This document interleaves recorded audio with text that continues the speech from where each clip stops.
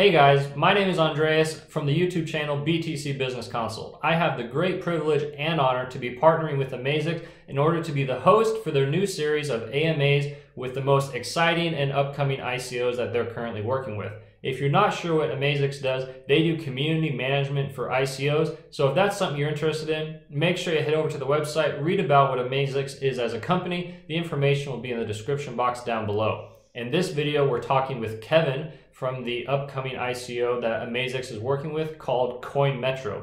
We have a whole bunch of questions that we're going to be discussing taken directly from the community. Make sure you like this video, comment below, as we'll be doing much more in the future, talking with other clients and AMAs with the current projects that AmaZix is working with.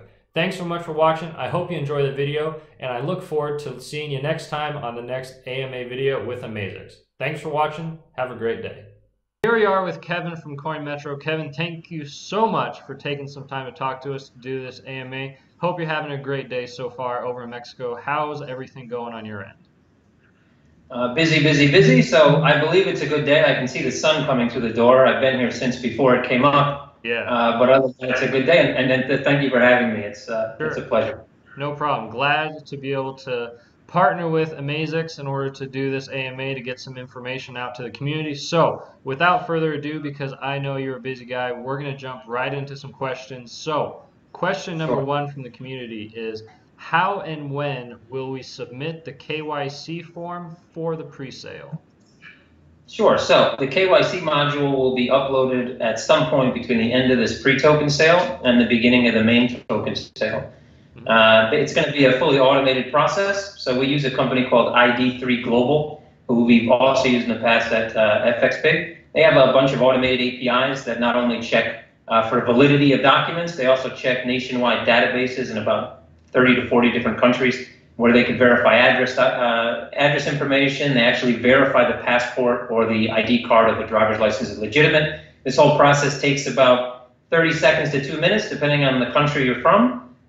If you live in a country where we have access to databases that can actually pull and verify addresses, all you need to do is upload a passport, driver's license, or government-issued photo ID, and that's it. We will verify the address you entered. If it matches, you're good. If your address doesn't match, or if for some reason you live in a country, or for some reason if you don't live in a country that we can pull that information, at the end of the day, then you're going to need to upload a proof of address document as well. But again, it's automated. So the whole process should take 1 to 5 minutes, generally speaking, and you'll be verified and ready to go. Awesome. Thanks for answering that. Moving on down the list. So this question has 2 parts, so I'm going to kind of summarize it.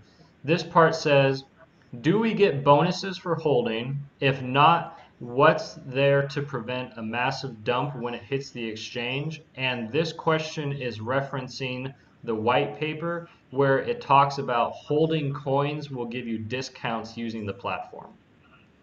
Sure, okay. So as far as the dump scenario, let's say, so we've built in a few different things to avoid that circumstance. First, the 3 and 5 euro cent coin, the first 2 tiers that we've already passed, have built-in vesting. So they have vesting schedules. So when the people that purchase those coins won't have access to those coins for a certain amount of time. After the first 90 days expire, they get a certain percentage. The percentage basically at the price, at a assumed listing price of 15 cents, basically puts them at break even. So at 3 cents, they're getting 20% of their XCM released, and at 5 cents, they're getting 33% of their XCM released at 90 days. Then another 90 days need to pass, and they get the additional percentage released to them. So that's one way that we're stopping. Basically, we want a community that actually believes in our product. Yeah. So we don't necessarily want people that just come in. Speculators are fine. Everybody can speculate. But if you want to speculate, you should speculate 2 years from now, not the first day the coin is listed. That's usually not the best way to go in any market, whether it's IPO, ICO, or whatever. We also, so there's a question there about benefits. As well. So the benefits, the strict benefit to holding the coin, regardless of, let's say, price increase over time, is that yes, there are discounts applied. So once we surpass 100 million XCM sold, 100 million tokens sold, all contributors will have lifetime discounts on CoinMetro and also at FXPig. So FXPig is offering about a 22% discount off their default rate to CoinMetro contributors. And CoinMetro will offer a similar discount, somewhere in the range of 20 to 25% a lifetime on all our fees. So our basic default fee rate is going to be 0.1% on pretty much all transactions. That means that it will be around 0.075% for people that contribute once we pass that 100 million coin mark. So that discount goes to everyone, let's say. That's just for buying XCM now, buying the tokens now. But for people that come into the platform later on and they just buy XCM on the exchange, they will also be given discounts. That discount, though, will range based on the amount of XCM they hold. But people that purchase during the token sale can also benefit from that additional discount. So that discount will range somewhere from 5 to 50%. We don't have the exact amounts yet on how much coin you need to hold to get those discounts. Those will come out a bit later during the main token sale. But you will have some significant benefits for holding XCM as well. The reason for that is the more people that hold XCM, the less supply there is. The less supply there is on the market, the higher that equity can actually, the higher the price can actually move because we're pulling supply out of the market. So it makes sense for everyone involved. So yes, aside from that, obviously, I think there's probably going to be some more questions about the future price and things like that. So we'll touch on the aspects of how we're stabilizing the price in the future, I assume, on another question here in a little bit in the near future. Sure, exactly. So just to summarize that a little bit, basically, if people wanted to dump who got in very early, they wouldn't be able to because of the vesting period, and the incentive is to hold the coin so you get cheaper cost of using the platform, essentially. Correct, 100%. Awesome. All right. So moving on down the list. What was your experience running FXPig, and how will that help build CoinMetro? And the second part of that is, from FXPig to CoinMetro, has there been any challenges or things that have gotten in the way? How have you overcome them? And then what's been the overall experience going from FXPig to crypto CoinMetro? Okay, sure. So actually that question should be, how is your experience of running FXPig? Because I still run the business. That's true. Has it changed? Well, look, with every business, I've had a lot of businesses, both online and offline, since I was about 16 or 17 years old. So I think all businesses have a lot of things in common. You're always going to see growing pains. There's always crises that pop up, fires that pop up that need to be put out. I think what you learn over time, essentially, is that nothing is ever perfect. Most things need to be tweaked as you go, regardless of how much effort you put in to make them perfect. So what you should take from that is that you need to be flexible, and you need to make sure that everything, the processes you create, the protocols and the systems you create are flexible and scalable, because you really never know when you may hit a problem. You need to have redundancy. You need to make sure that regardless of what happens in your business, you're able to overcome and move on. So FXPig grew from pretty much having 3 clients, I think, on its initial day one in 2010 before we went public. We're still a niche company, so we've actually never done advertising for FXPig. It's a much different, well, there's similarities obviously, but there's also a much different scope in how we grew the business. Because at that time, FXPig still trades some of its own funds, so we make a good deal of our income off of our own trading. So we never really looked to expand like we're looking to expand with CoinMetro. We tried to keep it very niche. It was more like a close-knit community, so to speak. However, there's a lot of similarities, especially in the tech and other things. I think I'm going off on a tangent, so I'm going to just ask you again. I think the second part of that question was how we're going to apply that maybe to CoinMetro. Sure. Or the similarities. Okay, so the similarities are this. Obviously, the sector, very similar. We built at FXPig order management systems, fixed compliant engines, fixed servers, matching engines, a lot of the same components that we will create for CoinMetro. So we have a lot of experience creating those. We know the pitfalls. We know to make them modular and scalable. You'll see a lot of issues right now around the industry with people closing their doors to new clients. not being able to service fiat currencies, not being able to go through KYC in less than a month. All those things really happened because more than likely their system was not modular. They could not scale it without having to pull it offline. And not to mention that they weren't ready with just their general support, the amount of people that they actually employ in their business. So all those things we've been through with FXPig. Even though we're a small company, we've definitely gone through scaling issues, so we've learned how to deal with those. And we have the hindsight of being 2020 in this situation, so we can see what's happening to these current exchanges and make sure that we're adapting to that even before we go to market. Awesome, great answer. So next one, this is a bit of a question and an opinion. It seems like it says, how will marketing be increased as not enough people know about the project? So maybe you can touch on marketing and then what your opinion is on the outreach of the project so far. Sure. So in 100% transparency here, we have done basically zero marketing up to this point. What you see in growth is essentially FXPig's client base, Telegram, and Bitcoin talk, essentially. The reason why is, well, experience. So when it comes to pushing a marketing campaign and then scaling, first you need to make sure you're stable, secure, and ready to take on that demand. So we created this token sale platform just for the token sale. So we didn't just place an Ethereum address on our homepage and said, send your money here. We actually spent some time and some money creating an actual platform. So this platform is new to us.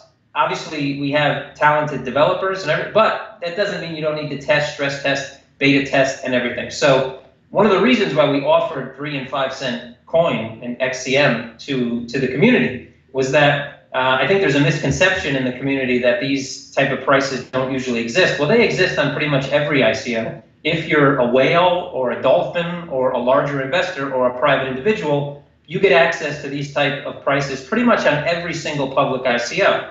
I found that a little odd, considering that most token sales try to push the community aspect, but then they give prices to private funds and individuals that they don't give to the community. So we opened up those prices to the community, but there's a caveat to that. The caveat to that is you're kind of a beta tester initially. You're testing out the platform. We're making sure it's stable. So we gave ourselves about 2 weeks to go from the opening of the sale, going through beta testing, slowly releasing feature sets and slowly releasing patches to make sure that we're stable, that all our databases are ready for the push, ready for the big wave of clients once we click the marketing on. So marketing is actually scheduled to go from the 10th to the 12th of January. That's when it's going to kick off.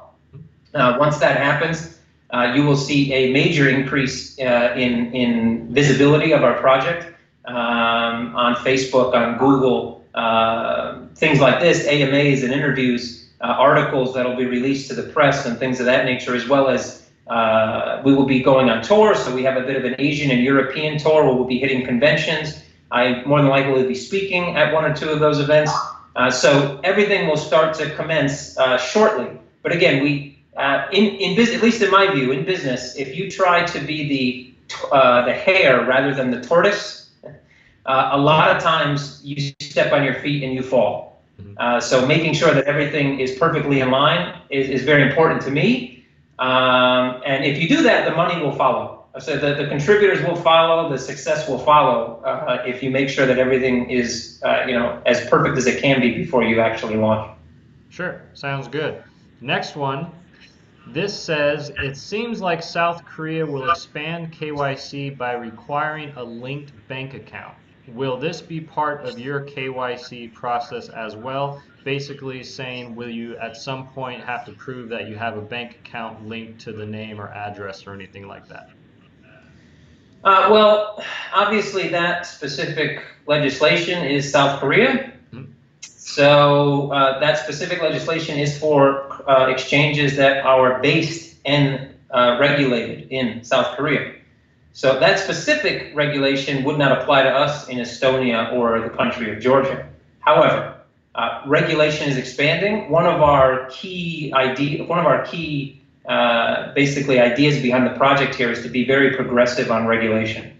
So the one thing we don't want to do as a community is not get involved in regulation. I know initially, and I've been, let's say, in the community for quite some time. I think I mined my first Bitcoin on an iMac in 2013, late 2013. So I've been around for a while. I wish I would have kept those Bitcoins, by the way, that I mined. Yeah, I was just gonna say, hope you held on to them. Yeah, well, I have a few, but I should have kept the bulk. Yeah. Anyway, the community really needs to get involved in the regulation. So initially, Bitcoin was like an anarchist society. So everybody was against regulation. They were against, actually dealing with the government and things like that, which I can understand to a certain aspect. Obviously, privacy. I like my privacy, so I can understand the privacy aspect. But when it comes to regulation, to see mass adoption in this market, we need regulation. We cannot sidestep it. We cannot try to hide from it.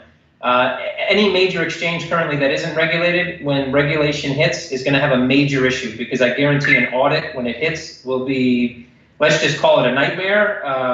Outside of that, we need to be. So our goal is to be progressive. We will rapidly expand the licenses that we obtain. We will rapidly look to expand that regulation footprint, one, for banking, and two, to be ready so that even if a jurisdiction we have a license in doesn't have a crypto license, let's say, from day one, we're going to speculate on the fact that they are going to include crypto in a license that currently exists, maybe a derivatives license, an futures license, some type of license, right? So that's what happened with the Forex industry, and I believe that's what's going to happen with crypto. So to answer that question without going too much on a tangent on this regulation, because I could talk about this for hours, what we're going to do is basically this. We will not require that from day one, because none of the regulations we will be housed under initially will require that.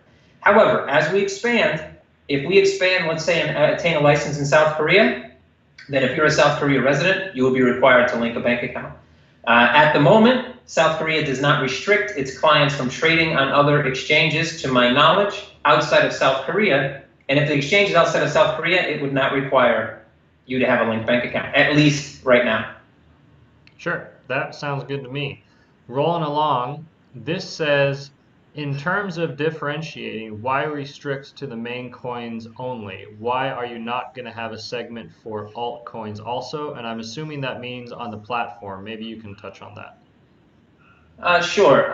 If the person was referring to the token sale, that's really just for logistical reasons and the fact that it becomes difficult, plus volatility.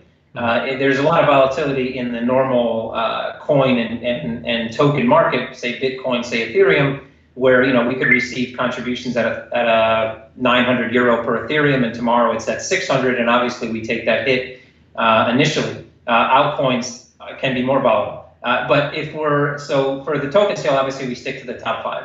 I assume, though, you're right, we're talking about the exchange. So that's actually somewhat inaccurate, because we are going to expand to many other coins, tokens, and altcoins.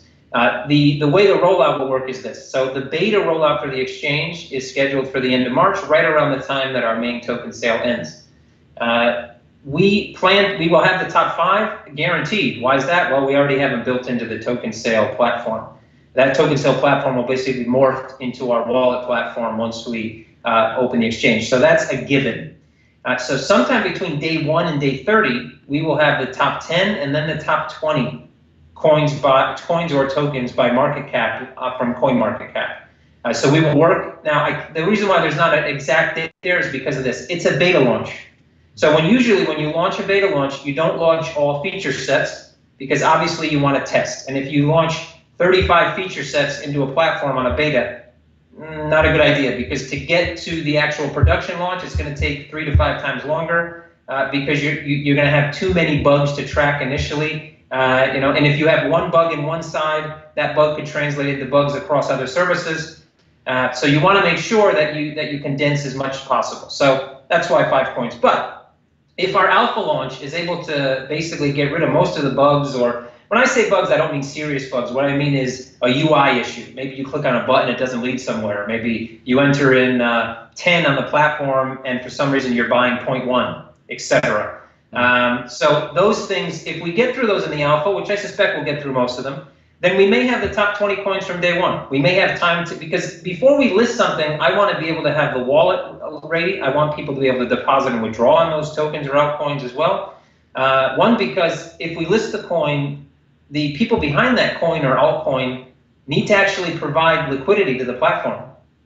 Well, they don't need to. It's optimal, though. So if we list an altcoin, if they can put 10 million or 5 million of their altcoins into a margin deposit on our exchange, that means it's liquid. That means it's not illiquid. That means that the price may actually rise on the exchange rather than fall if the demand is there. Or even if there's some supply, some sellers, it wouldn't just fall immediately because there's actually liquidity there. So those things take time. So the schedule puts us out to 20. Once we get to the top 20, we basically open up a vetting and a voting mechanism.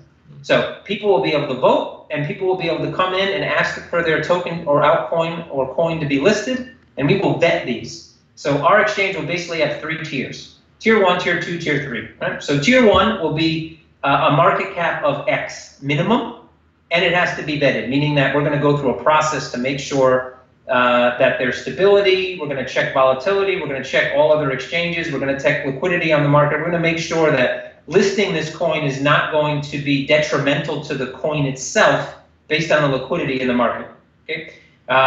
Nobody's really doing that now. There's really no price discovery in the market. When we talk about bringing a bit of maturity to the market, that's kind of part of it. Then tier 2 would be a market cap of, let's say, Y, also vetted. Tier 3 would be either, we're kind of debating this right now, either unvetted, or it would just be coins that just came on the market, really no market cap whatsoever. And then we may also have an unvetted tier. So we will eventually have hundreds and hundreds and hundreds of altcoins, tokens, and coins.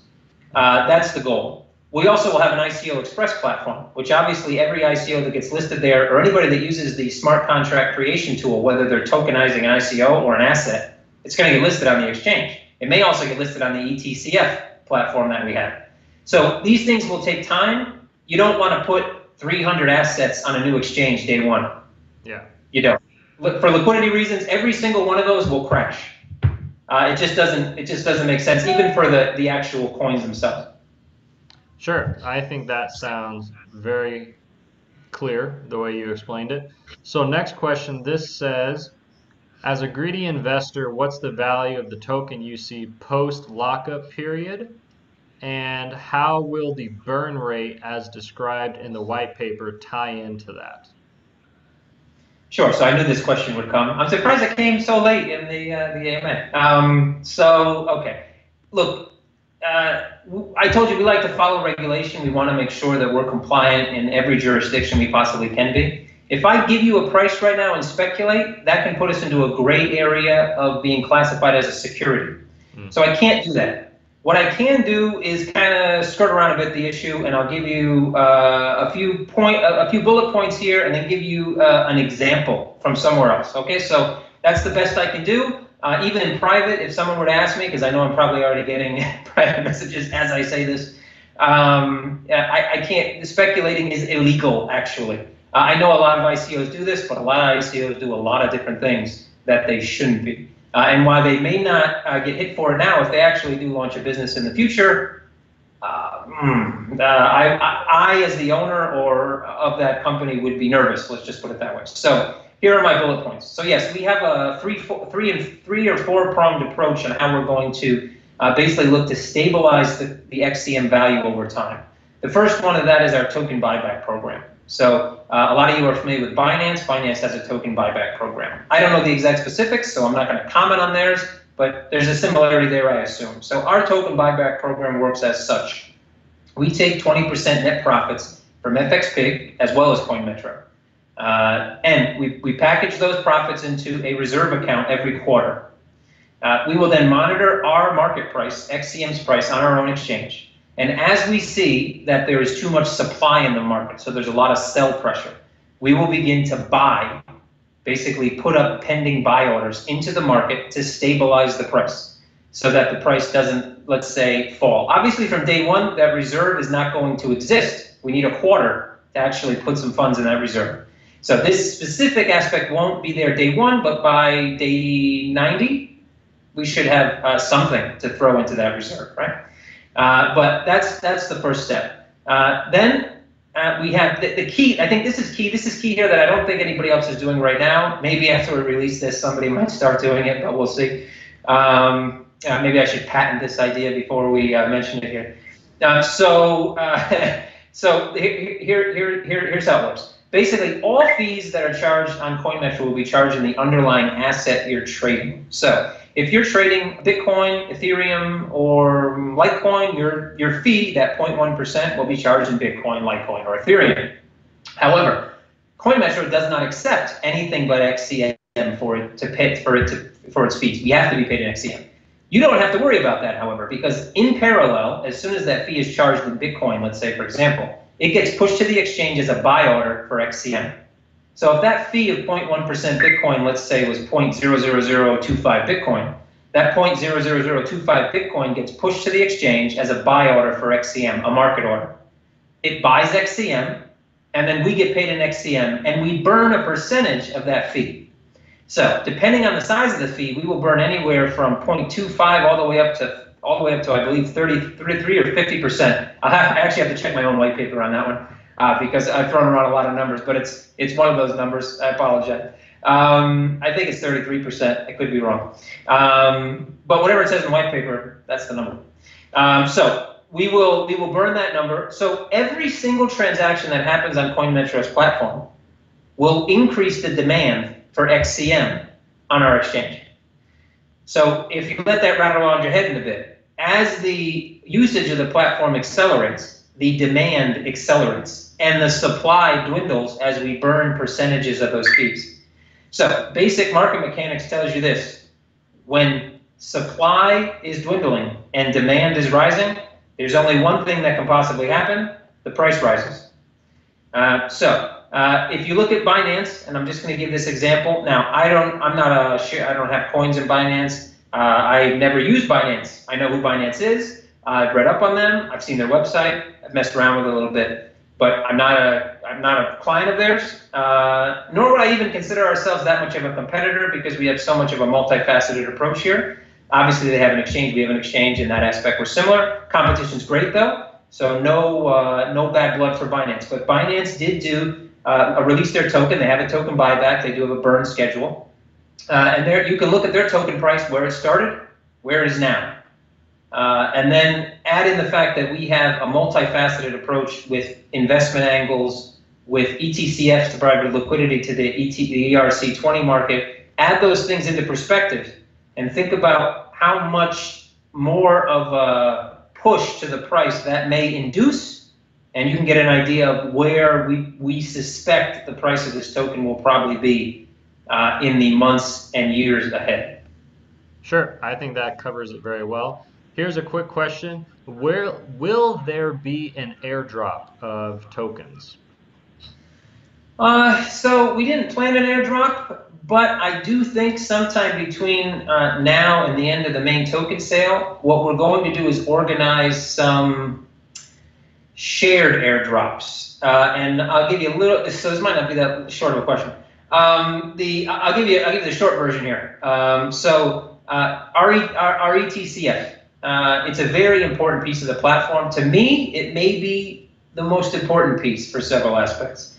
The ERC20 market needs liquidity. The reason why we even talk about dumps is the fact that as soon as an ERC20 token goes on the market, most ICOs say, oh, we're going to get listed at these 15 exchanges. And then most contributors say, wow, that's great, 15 exchanges. In reality, from a market perspective, that's horrible. And I'll tell you why it's horrible. Initially, you're an illiquid token. You have no liquidity backing your token whatsoever, other than maybe tokens that you're holding as a reserve. And then you spread that illiquid token to 15 different locations where the only thing people are going to do day one is sell it. So you're having sell pressure at 15 different locations. So if at one location you have a very illiquid and there's more sellers than other places and it falls 20%, everyone else sees that other location fall 20% and they jump on the sales where they are. They start selling because they don't want to lose that 20%. Then you have a 30% fall at another exchange and a 35 at another one. And you just get a snowball effect. So ERC20 tokens need liquidity. They need it from somewhere. So that ETCF is going to provide that liquidity to a certain extent, because investors will come in and say, oh, look, I can get on a healthcare an ETF style aggregated basket of assets in the healthcare industry. Now, maybe in that healthcare industry, there's 3 or 4 or 5 tokens that have done super well. And that's what these investors see. But maybe your token from your ICO that just launched, that hasn't done that well, is also basketed in there. So when that client buys that token, they're buying your token as well. You get some liquidity. So what we're going to do with that product, as we already started to do, is we're looking at ICOs that are currently an ICO. We're looking at ICOs that are coming, that are going to be an ICO, and we're going to find ones we like, and we're going to offer ETCF listings for free to these ICOs. In exchange, we're going to ask them to do airdrops of their token onto our Telegram group. And in exchange for that, we may also airdrop some of our tokens to their customers. So I believe we may see some airdrops, maybe not even, maybe of our token, but also of other tokens in the future, probably during the main token sale. So stay tuned for that. Stay tuned in Telegram. We'll make updates when we get closer to that and when we think that's going to happen.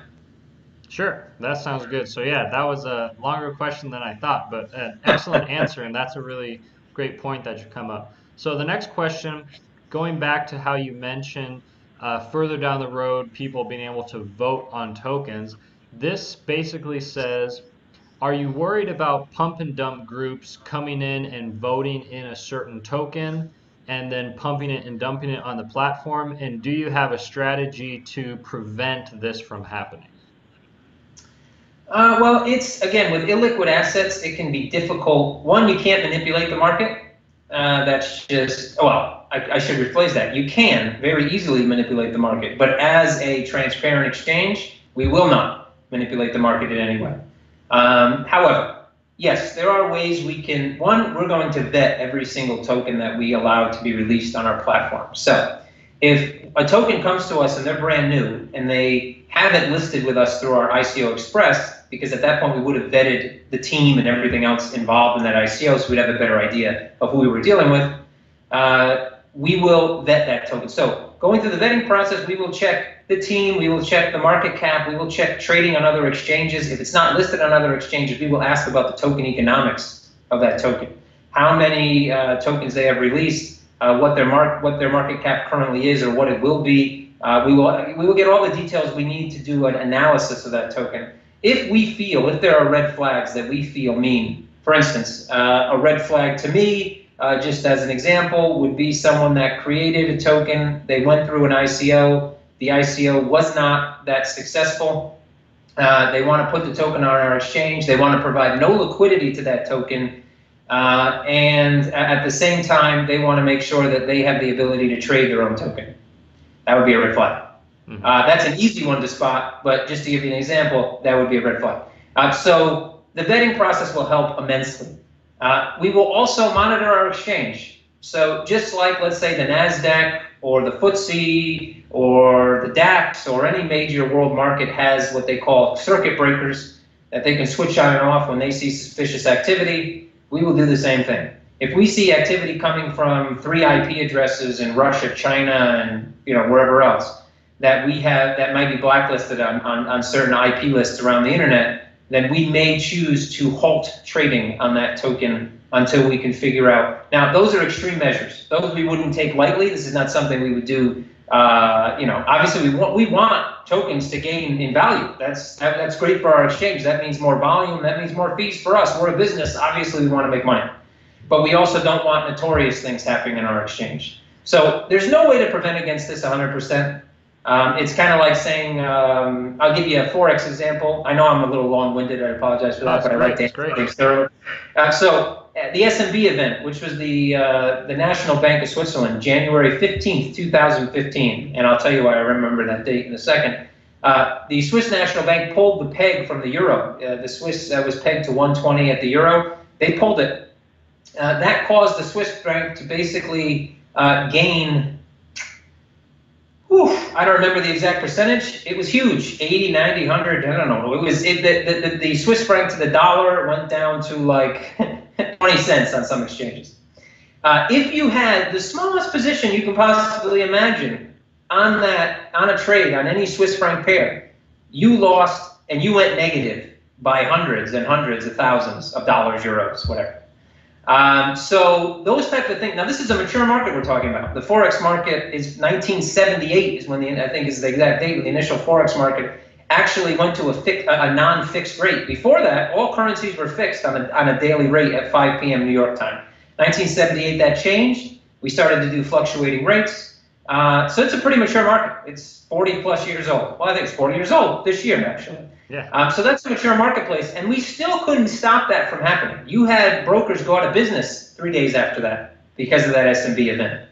I'll tell you though, FXPig, because I'm sure that would come up as a question. FXPig had 2 clients go into a negative balance, and we lost about 20,000 US dollars. And the reason why we were able to not lose millions, which FXCM, a big broker, lost I think $600 million. Oanda lost about 40 million. They were huge losses. And the reason why is that in October, prior to this, we limited leverage on those pairs to 20 to 1 because the writing was on the wall that the Swiss bank at some point was going to need to remove the peg because that peg was costing them lots of money due to inflation in the EU and the EU zone. Anyway, all these things come into play. So market maturity is a big thing that'll help us in certain aspects, but no one can stop these things from happening to a certain extent, but we will do everything we can to make sure that we put stops in place, filters in place, to try and stop most of these type of pump and dump schemes. Excellent. Good to hear. So the next question, this says, the white paper mentions transparent third-party audits. Are you going to have that just for Bitcoin, for other altcoins, for fiat currency that you may or may not accept? Can you just touch a little bit on the entire audit and transparency side of the exchange? Sure. So as a regulated exchange, because from day one we will have a minimum of 1, probably both licenses approved by that point, and we'll be looking for others, audits are obligatory. You need to be audited. So everything will be audited. That means that everything from our crypto balances to our fiat balances to our bank accounts to our expenditures, everything, including security. So we will have security audits on our servers. Everything will be audited, and those audits will be made public. Certain audits, now, for example, off the top of my head, and usually I'm pretty good with this, but off the top of my head, Estonia, under their alternative payment licensing and the brand new crypto to fiat exchange license that got packaged into the alternative payment license on November 27th of last year. I am not exactly sure the auditory responsibilities on the crypto side. Let's put it this way. What we need to make public will be made public. What we aren't obliged to make public, we will still make public for the most part. And I say for the most part because of one caveat. One caveat is this. Some jurisdictions require salaries and things like that to be public.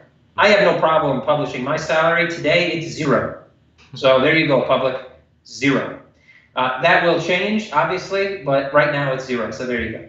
I have no problem publishing mine all the time, but we may have secretaries and support staff and things like that that do not want their salary published. So if these things are not obligatory under the regulation we sit under, those things we may not publish. We may publish, we more likely publish an overview, something around the line of salaries Q1 X amount, something like that. But we will look to be as transparent as possible. Again, sometimes for security reasons, some things you don't want to be public. You know, there are certain things that you might want to keep under wraps or maybe just give estimations. Again, some things may be public or private for shareholders, and the reason being is security, to be honest. For instance, yearly turnover at some point, unless it's necessary to be made public, which in some jurisdictions it will be, that's for sure. But you know, there are certain things. People want to have security in their lives and their private lives. You know, I don't want somebody trying to kidnap me on the street, for example. So there are certain things that may remain private for certain reasons, but we're a transparent company, so we don't have anything to hide, so we will make things transparent as possible. Good. I think there might have been one. Oh, there was just something you mentioned at the end of that question. I'm sorry. It was just it was if and you accept fiat. So we will be a fiat to crypto exchange from day one. So a little bit there. Banking is. There may be a banking question coming up, but I just want to cover this real quick. Banking is very difficult. That's why you see most crypto exchanges do not accept fiat. To me, an exchange that doesn't accept fiat is not an exchange. It is on, I guess, the true definition of exchange. You're just exchanging something, but you can't have mass adoption without fiat. Fiat is not going anywhere for a very long time. And when I say that, fiat may become digital. You may have a US dollar on the blockchain, a pound on the blockchain, a yen on the blockchain. But that fiat base, my lifetime, your child's lifetime, not going to happen. It's too instilled in the way that the entire world does business. Will it go digital? More than likely, yes. I'm on the boat that says we will be digitalized. There will be blockchain type software, but fiat's going to exist forever. But banking is difficult, so the banking footprint will expand over time. But from day one, we will be a fiat and crypto exchange. Okay, perfect. So this is a longer question. Apparently, the Bitcoin cards from 10x, BitPay, BitWallet, and WireX stopped working. I know where this is going already. Okay. It says, was CoinMetro planning to use Wavecrest as well? If so, how will you prevent something like this from happening in the future? Okay, so if I actually had a few conversations with some clients and colleagues a few months ago. And hopefully one of those will pop up to say this is true, so people just don't think I'm trying to pull everybody's leg here. But I got the news about the master issuer in MasterCard and Visa in the EU about 4 months ago, sometime in August or November, that they were going to be pulling the plug on all crypto in early January because of MiFID II regulations in Europe. To be honest, and I don't want to sound arrogant here, and sometimes I come off a bit arrogant, I can understand that, but it's just, I have to be straight with people, and the straight fact is, MiFID II, which is regulation in the EU that governs financial institutions and transactions, has been planned to come out now for 2.5 years, just about. It's been about 1.5 years in the making, and they've been saying it's coming out now. I mean, it's been known, and it came out on January 5th. And when did those come out about Visa? Let me see. January 5th. The reason is because MiFID came out, and MiFID does not allow crypto to be. So there's rules now that it doesn't specifically state crypto, but there's many different rules there about AML. And here's the problem: most exchanges will allow people to post right now. You can, if you're just dealing in crypto, you have to give no AML, KYC, nothing. Visa and MasterCard won't touch that with a 10-foot pole, because I'll give you an example. MasterCard will fine a business, I believe it's $50,000 just for having the verbiage of their card incorrect on a website. So you can imagine the fines when you are not doing AML and KYC. So Wavecrest basically was forced by MasterCard to cut those programs because Wavecrest did not force those programs to install AML and KYC for the most part, and they were offering branded products to crypto, which MasterCard does not allow. Now, there are only 2 or 3 other places where resellers, let's say, because you can't go to MasterCard direct. You can. Let me rephrase that. You can go through companies like Wirecard, who actually are a master distributor of MasterCard, and I believe Visa as well. Don't take my word on that one. I might be misquoting there, but I believe it's Visa as well. You can go to them and set up a direct platform to MasterCard. However, this takes about a year and a half to set up. The costs are pretty extraordinary, and the AML and KYC on MasterCard's side is ridiculous. Which means, I'm not saying we wouldn't pass, and I'm not saying other companies like 10x and everybody else wouldn't pass, but it's such a strenuous process. And the fact, if you have any type of like Bitcoin imagery, crypto imagery, you mention crypto on the image of your card, they won't accept it, at least at this point. So you have to go with a third-party reseller, like Wavecrest. I'm not going to mention the name of the third-party reseller we're using, It's connected to the same. We have a card at FXPig. It's connected to that card issuer. One of the reasons that we're able to actually issue a card is because we have experience with this main card issuer. If I mention their name, they probably get a lot of business, but I'd rather keep it under wraps just because we may be the only card in town when we launch, or one of the only cards in town. So I've already talked to them pre-January 5th to make sure that they're not affected. This card is from a MasterCard master distributor in the Caribbean. It's not through Choice Bank, if anybody's wondering, because that might come up as a question as well. It's through other banks. It's also, they do have other banks outside of the Caribbean as well. They will accept crypto. The one caveat is the card is black. That's it. No logos, nothing. It's just a black card. Outside of that, they know we're a crypto business. They have accepted us. We've gone through all the KYC and AML, and our card program will launch on schedule. Excellent. Glad to hear that. So moving on down the list, token buyback program. What actually happens when the platform buys back the tokens? You already touched on that a little bit. And the tokens that don't get burned, do you keep them in a vault? Do you put them back in circulation? How exactly will that work when you take your fees in the native token for the platform? Sure. So the reserve we have for our net profits is the same kind of reserve we'll have for that token buyback. So we will have a cold wallet, air-gapped cold wallet, where all the tokens that come into us will sit, and the tokens that we buy back using our reserve. Now that reserve can be fiat, it can be Bitcoin, it can be anything we hold as a reserve, and I'll tell you how that happens. With our net profits, it's fiat, so it's euro. However, let's give an example here that we use that token buyback money. We basically will just place pending orders or market orders in our exchange, just like anybody else would that buy XCM. So no difference there. Obviously, we would use our API, our REST API. We wouldn't do this manually, but those orders will just hit the exchange. And then when we actually match with an order and we buy the token, that token goes into that air-gapped reserve account to hold tokens.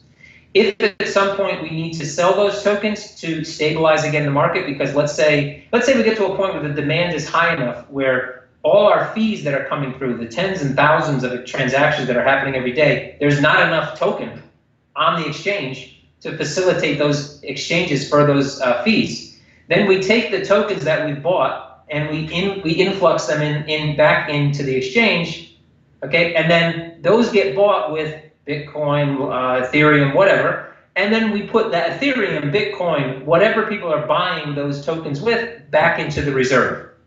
So our reserve initially will be, let's say, euro-based, but over time that reserve will start to become based on multitudes of different tokens, altcoins, and currencies as the full cycle starts to happen between those reserves, between the buyback and between the reserve of tokens in case we need liquidity. So there'll be a closed loop.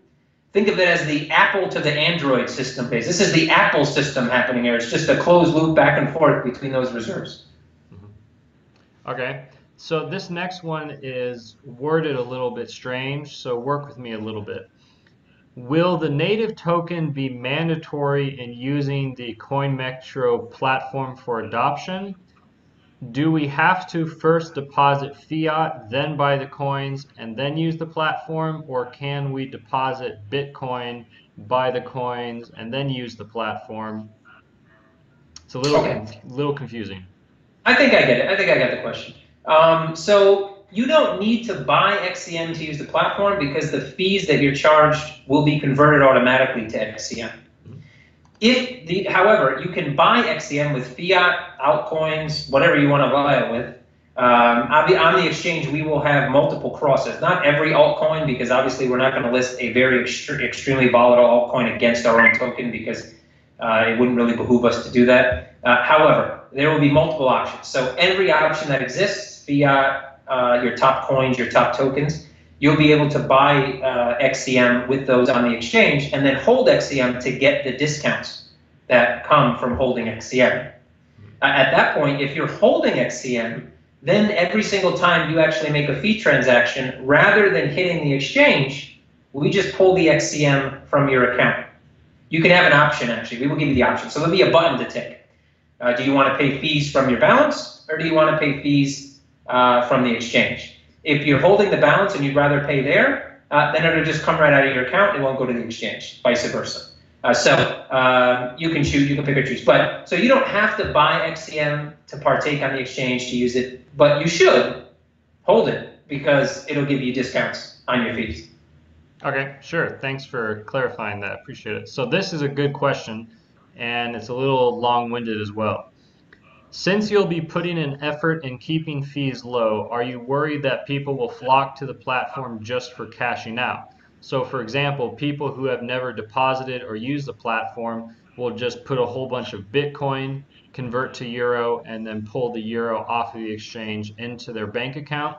Do you think this will hurt your liquidity, and do you have a plan to counter this sort of action? Sure, that's actually a great question.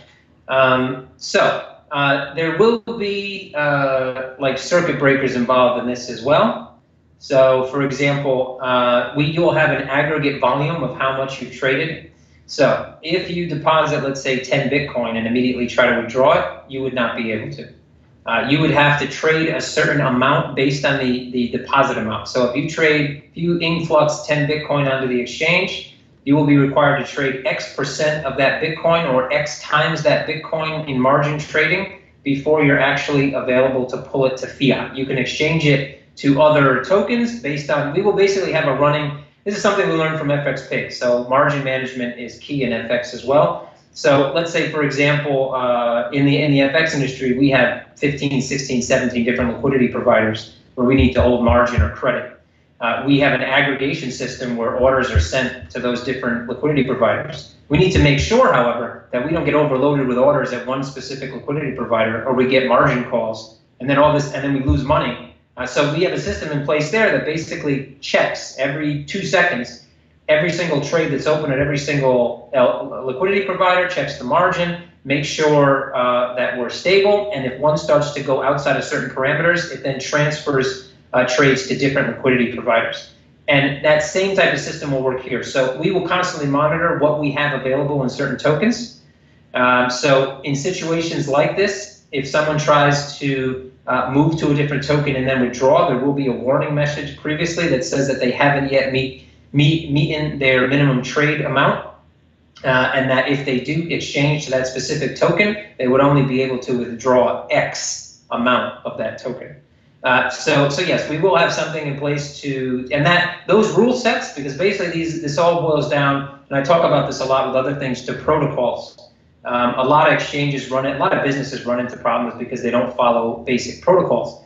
Most of the hacks, quote unquote, you've seen are due to protocols. So somebody has a private key on a machine, they're at a hotel lobby, they log on to check their email, somebody gets into their computer, finds a private key, and that's it. Somebody leaves a private key written out on their desk and leaves it at work. Somebody has a private key listed in their cell phone, and they pull it up when they're on a bus or a train. These are the type of things that happen, or they email sensitive data back and forth, or they put it on Dropbox or Google Drive, and somebody gets into one computer that's listed to that Google Drive and gets in the information. All those type of things are also protocols. So it's important for a company to have protocols. So here, these protocols are rule sets, and over time, those rule sets will adapt. Right? It's difficult to have every possible scenario inside a rule set initially, but from the FX side, we have some experience in these type of things, so we will apply different rule sets. And then over time, we may get caught once or twice and say, this guy, this guy figured out a way to skirt one of those rules, You give that guy a pat on the back, and let's change the rule set. So these things do evolve over time, but we have experience, like I said, in creating these type of rules. So yes, there will be filters in place for people that try to take advantage of our low fees, and there will be other rule sets in place to make sure that a normal client who comes on, deposits 10,000 euro, tries to trade a little bit of Bitcoin and says, this isn't for me, and then wants to withdraw their euro. That's fine. No problem there. They can do that immediately. There's no filter there. They're fine. And so those rule sets, again, will morph over time, but yes, we will be prepared for these type of certain situations. Okay, so coming almost to an end, we got about 4 or 5 questions left. What are your benefits over other main exchanges, and do you plan on marketing and becoming the main #1 exchange, or are you content with a low market penetration? Their words, not mine. Okay. So I guess I'll take it up. So differences or similarities or differences between other exchanges. So the exchange, we are an exchange. That's correct.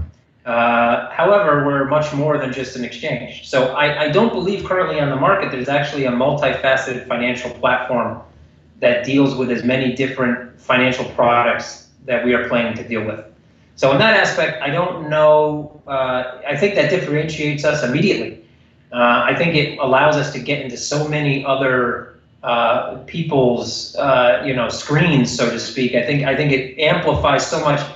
Being a crypto to crypto exchange, because many exchanges out there are crypto to crypto, limits your adoptability to about 2% of the world population.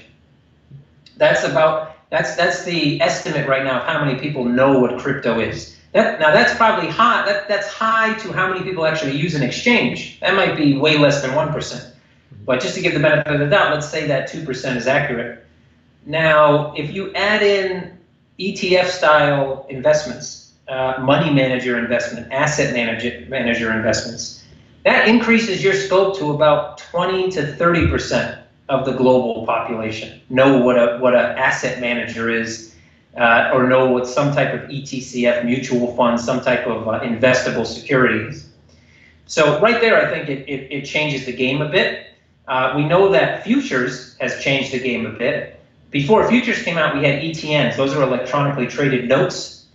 I could explain to you the difference between an ETF and an ETN here, but I don't want to bore everybody on this call more than they may be already, or on this AMA. So essentially, they're very similar. They're very similar products in most aspects. But so those type of things already exist. But to me, that misses the crypto assets. To me, are so much better packaged in other asset forms than futures, ETNs and ETFs, something more like a mutual fund, something more even like a derivative to me would even. So there's so many other products, and these products are all things we'll be looking at. Not to mention that we're going to be progressive on atomic swaps and off-chain transactions. So we're going to be offering things that these guys don't offer and that they don't want to offer, and I'll tell you why most of them don't want to offer. Atomic swaps are essentially free. So, an exchange that's currently making $2 million a day on charging 0.2%, which is outrageous. Just to give you, I mean, again, I like to go off on tangents, so sorry about this, but sure. Just to give you an idea, another comparison to the Forex market. In Forex, 20 years ago, you would pay somewhere in the realm of 500, a million when you traded. That's 0.05%. It's 20 years ago. Or sorry, 0.5, 0.05%. Nowadays, you can get for 0.005%. That's 50 per million. Crypto charging 0.2 is 2,000 US dollars, euros, whatever, per million traded. That is insane. And the worst part is that there's no reason to charge that much money. Why? Because they're not paying liquidity providers. It's all matched liquidity. They're paying absolutely nothing. They're not even paying the makers on their exchange, which, by the way, we haven't mentioned here, but we will pay makers on our exchange. That means if you push a pending order, a limit order, onto our exchange, when it gets filled by a market order, you are paid 50% of the fee we charge. So just let that rattle around for a bit. They're not paying anything. So these type of things will definitely differentiate us. So as far as where we want to go, what our goal is, let's say, as far as market penetration. In our white paper, we talk about 1 to 2% market penetration.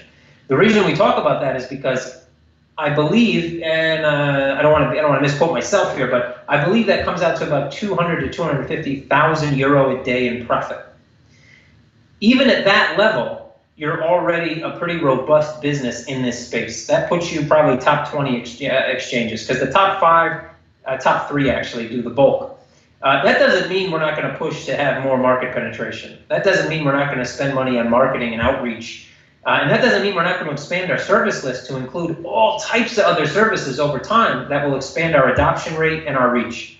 What it means is that, am I content? Am I content to have a business that is pulling in $3 million a year net profits, and that is XCM value may at that point be in the fixed figure range and not in the cent range? Would I be happy? I'd be happy. Would I be content? Maybe not. I never set a goal, because to set an ultimate goal, I set a lot of goals. I set daily goals, monthly goals, weekly goals for myself, for my companies, for my employees, for everybody. But I don't set a goal. I want to be number one in this industry.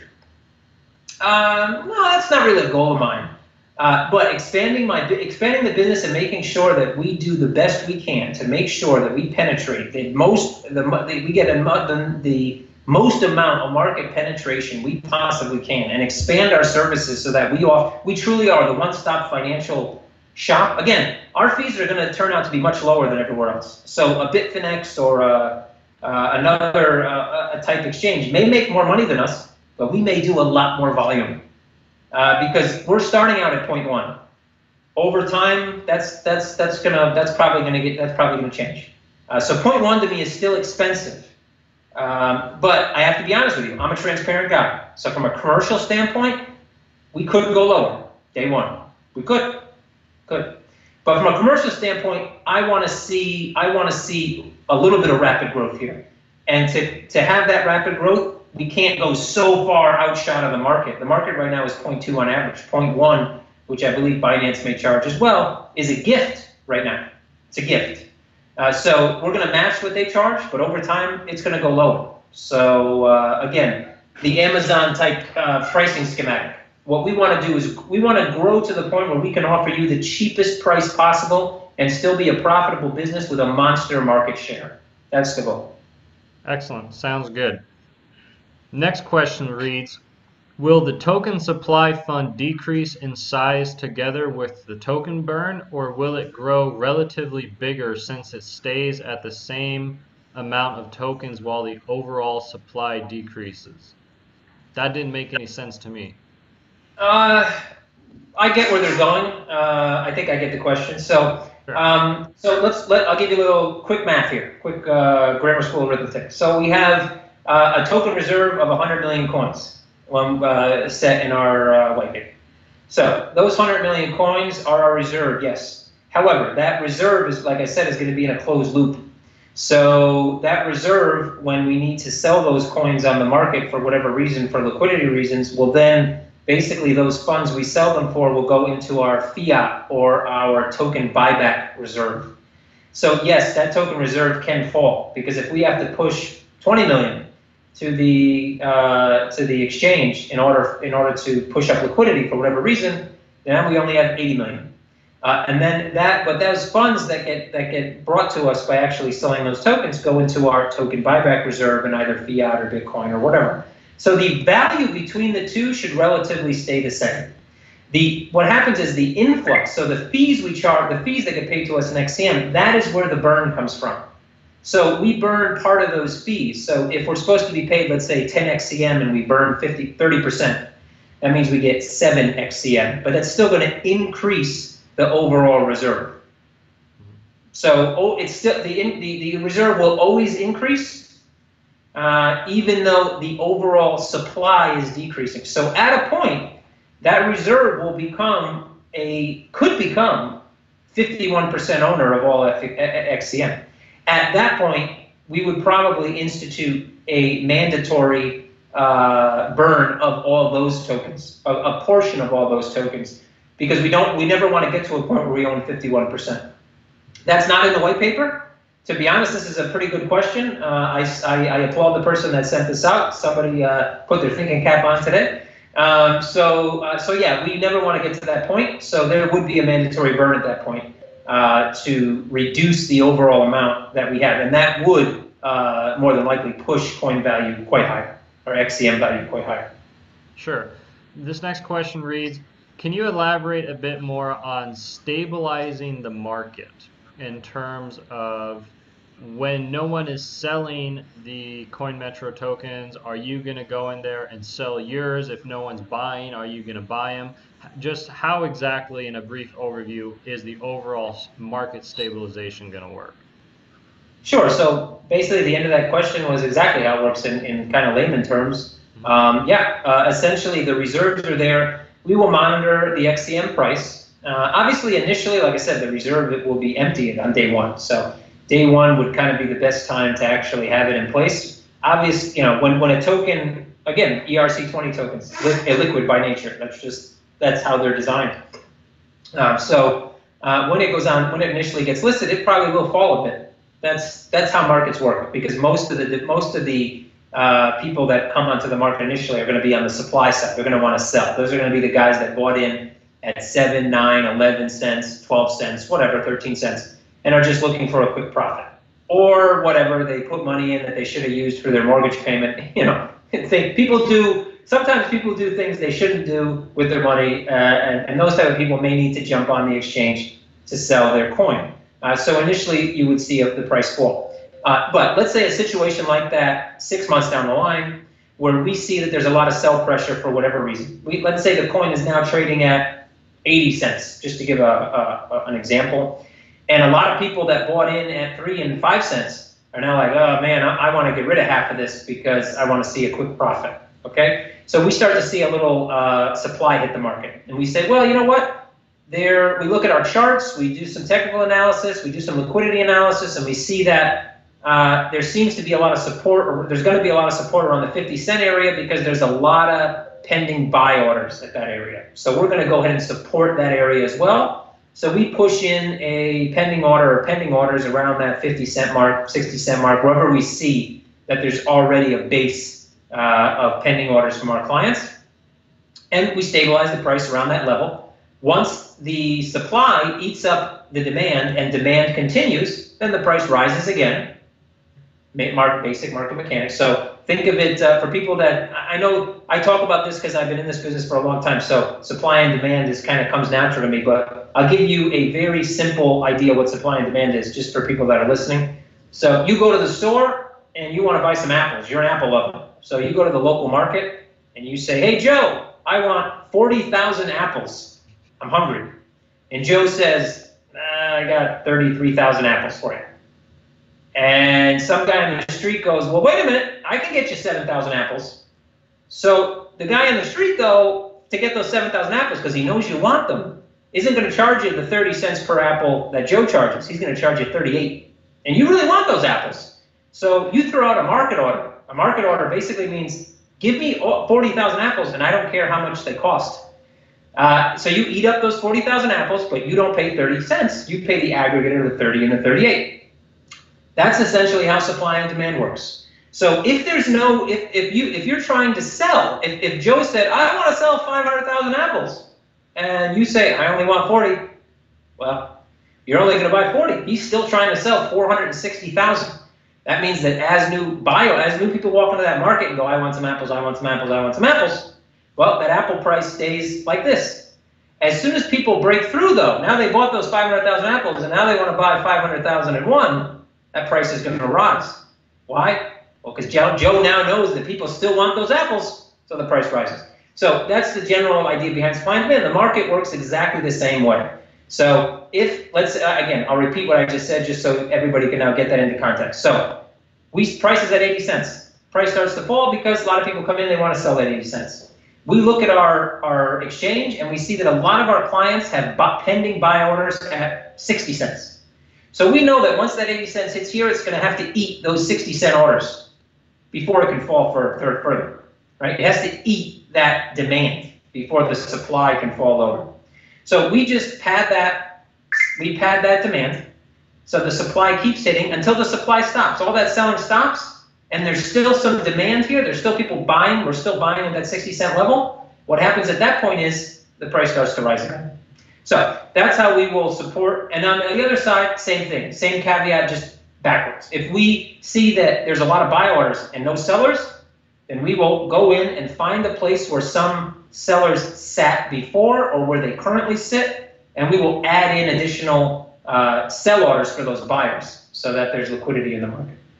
That was a really excellent answer. Thanks so much for explaining. So we've been going for a little over an hour now, and the final question for tonight, it basically has to do with somebody saying they're not very comfortable with transferring tokens back and forth between wallets and exchanges. Is the CoinMetro platform going to offer a sort of cold storage multi-currency wallet so that they could put coins on the exchange that are safe and then pull them from a controlled cold wallet that you own into the market exchange and then back off again? Okay, so I would say yes and no to that answer. So the first question, so the 5 main tokens which we currently offer now, well, except for Ripple, which we haven't included in the token sale as of yet. Well, I know the whole Ripple idea is, I don't know why I brought this in the conversation. Now I have to explain it. So we haven't brought in Ripple because, well, Ripple's kind of like the anti-crypto right now. Though we do have people asking us about Ripple. So we're kind of taking an internal vote right now, and we'll probably put it on Telegram to see if anybody wants us to add Ripple. Ripple is included in the BitGo wallets. We more than likely will include it on the exchange because obviously there is some demand, not because we like it. Look, an exchange doesn't list things because they like them. They list them because there's volume and there's market cap and things are vetted. So the 5 or 6 tokens or coins that BitGo allows will be there from day one. BitGo has, and we utilize, a cold, warm, hot, receive, send wallet infrastructure. Basically, that means that we have wallets. When you send like in the token sale, for example, when you send funds, you're sending it to a specific wallet that was given to you. We are reusing Ether wallets, but we have a specific internal tag. It's just a different piece of technology. However, normally you're going to get a brand new wallet every time you do a payment. That wallet basically gets tagged to you. That wallet is a receive wallet. Money can go into that wallet. It can only leave that wallet to one other wallet, which is our warm wallet. It can't go anywhere else. So even if someone were to hack us and get our private key, the only thing they would be able to do is move those funds from the receive wallet to the warm wallet. That's it. Then the warm wallet can only hold a certain amount of funds that we can use to send to our send wallet, which is a wallet that can only send to one specific address. And then from the warm wallet, we keep the majority, 95, 96. Right now we keep 100% in cold storage. Every time a transfer comes in, we batch it out and it goes into cold air-gapped storage. Okay? Obviously on the exchange you can't do that. Why? Because, well, you wouldn't have any liquidity to pay out. So the warm wallet then holds a certain percentage, and that percentage will fluctuate based on usage, but it's still a multi-signature wallet, and it can only send to a send wallet. And the send wallet the rule set will change as we send out. So before we send Bitcoin to you, for example, we would include your wallet into the send wallet rule set. We would send out, then we would erase your wallet. So it's a pretty complex and a pretty secure system. Now, that means that basically your funds are always in cold storage, even though it's our cold storage. Now, there is an option with the Bitcoin APIs to give cold, well, not cold, but like a warm or a receive wallet to clients. And I believe we are going to do that. It's not 100% quote unquote cold, but you can set rule sets to make sure that if anybody were to get into your account, the only place they'd be able to send that Bitcoin is to your external Bitcoin account. So they pretty much can't do a thing. Especially if you institute 2FA and voice biometrics to trade authorization, then they can't even trade. So even if they got into your account, brute force through 2FA, voice biometrics, and the other security protocols we'll have in place, they still wouldn't be able to do a thing. Now, we do have to create our own wallet system for every other coin that BitGo does not allow. So we are currently looking into the fact of how exactly we're going to do that. I think right now, I'm not going to say it's in the planning phase because it's not. We've already actually drafted out documentation. We've already began coding the base.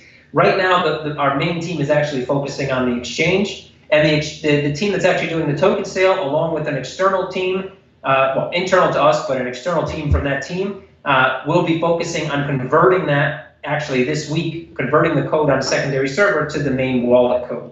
So right now, all that's kind of happening. What we're looking to do is create our own wallet infrastructure and lace that up or combine that with BitGo's. So we'll use the same cold wallet and warm wallet technology. We'll just create our own receive wallets and our own send wallets. So this way you would basically create your own wallet in our system. Now, a wallet like for your cell phone and a wallet for like an actual wallet for XCM, that's not something we actually put in the roadmap, but now we're starting to think that it might be a good idea. So we may actually add that in as well. What I can tell you is that we also are looking into get a insurance policy on our cold wallets.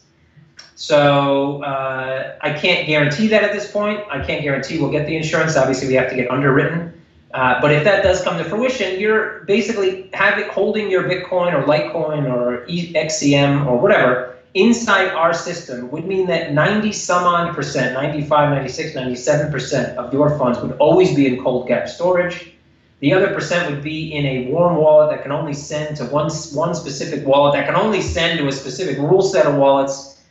So it's about as secure as it can get without you putting that information, carving that information into a rock and throwing it in the middle of the ocean and tagging it with a GPS signal only you can find. I mean, that's pretty much the thing. But this will evolve. So we're going to see how we evolve that to see if we can actually provide some type of third-party wallet service. That might be a good service to add onto our service offering. So I'm going to add that onto my to-do list, and that may be something that we look to do in the future. Awesome. Well, that was an excellent answer. And we're actually at the end of all the questions that came out. So, Kevin, I just wanted to thank you so much for your time. For me personally, this has been very enlightening. I've been watching your project a little bit, but not super duper involved. So now that you've answered all these questions, and I'm sure that people are very interested in the project even more now, can you give us a little bit of background about just some general token sale information, some dates, obviously the website address so that people can go to it. If you're not a part of the Telegram or their community, the links will be in the description down below, so you can click on those, check them out. So Kevin, can you give us a couple sentences on the overview of the project in terms of token sale, how to contribute, and that sort of thing? Sure. So the address for CoinMetro is coinmetro.com. It's pretty easy. Right now, we're already into our third pricing tier on the pre-token sale. So our pre-token sale kicked off on December 21st as a whitelist. We kicked off, the whitelist is not required, by the way, to actually get involved in the pre-token sale. We did that just as an initial setting to basically streamline the process for ourselves on our end. The actual website kicked off, I think the 27th was the first time we allowed contributors into the website to purchase from the website. So it's been online for roughly 10, 11 days. We're currently at the third tier, so we're at 7-cent coin. As far as the progression is moving, it looks like we're going to get into the 9-cent category within 24 to 48 hours. So if you're looking to purchase at 7 cents, you should get over to coinmetro.com as fast as you possibly can. Little plug there. The token sale will end, this pre-token sale will end on the 21st of January. And then we have a month gap before our main token sale starts, which will start on the 21st of February and go out till March 23rd. So we're floating the idea of some type of innovative kind of bonus system throughout that month where we may offer specific days of the week, hours of the day, where we may offer access to coin before the sale for the last price. So the 9-cent price, let's say, which will be the last price before the pre-token sale ends. So even if you have to buy some Bitcoin or buy some Ethereum, or you're trying to get involved in the token sale and the timing just isn't right, make sure you check those Telegram links because there may be an opportunity in between that month. You may have to be, lightning fast with your trigger finger to get into some of those offerings, but we'll make sure that we update on a daily basis. And that's it. So, and also, just one caveat: marketing will kick off here in the next 3-4 days. And we have done no marketing, and we've been able to go through about 60% of the pre-token sale already with almost zero marketing. We have a little bit of brand awareness on Google AdWords, but no real marketing push yet. So when that happens, I would expect this to close out pretty fast. And on that note, if our contributors that are listening to this, thanks for contributing. Welcome aboard. And I'll be pushing for that. For success, for sure. I'm 100% committed, and I thank you guys for being committed, and I thank everybody for asking how they can support and help us. And I think I'm going to be jumping on Telegram in the next few days to ask for some Reddit moderators, or for some maybe moderators on other things. So get ready for that too, if you want to actually help out and help us get to the next level. Awesome. Well, good. Kevin, again, thank you so much for your time. Again, people, my name is Andreas from the BTC Business Consult YouTube channel. It has been my pleasure, my honor to partner with AmaZix to bring you this awesome AMA session with Kevin from CoinMetro. Make sure you like this video, leave your comments what you liked about down below, share it with your friends. As we said, join the Telegram, get involved with the community. All that information is in the description box down below, and we will continue to be bringing you these AMAs right here on the official AmaZix AMA YouTube channel. Make sure you subscribe. Kevin, again, can't thank you enough for your time. I really appreciate it. Best of luck with the token sale, and I'm sure we'll be in touch soon. Thank you, Andreas. Thank you very much. Talk to you later. Bye. Bye-bye.